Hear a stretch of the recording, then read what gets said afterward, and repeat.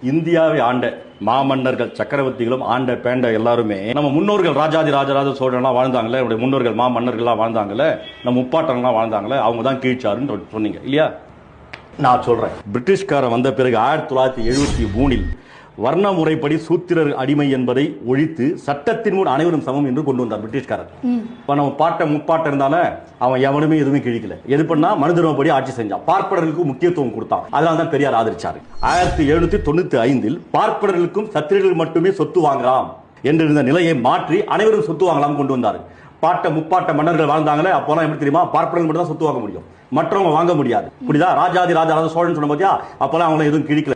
அதே மாதிரி 1804 பெண் சிசுக்களை கொலை செய்வதை தடுக்க சட்டமாக்கினார்கள் பிரிட்டிஷ்காரர்கள் வந்தவுடனே. பாட்ட முப்பாட்ட ஆண்டாலும் எவனுமே எதுவுமே கிழிக்கல. 1813 கொத்தடிமை சட்டத்தை ஒழித்தார்கள். 1813 கொத்தடிமை சட்டத்தை. அப்போ பாட்ட முப்பாட்ட ஆண்டால அந்த கொத்தடிமை சட்டங்கள் இருந்துச்சு. இதெல்லாம் பிரிட்டிஷ்காரன் ஒழிச்சா, அதனால பெரியார் ஆதரிச்சார். 1817 பார்ப்பனர்கள் எந்த குற்றம் செய்தாலும் தண்டனை இல்லை என்பதை ஒழித்தது.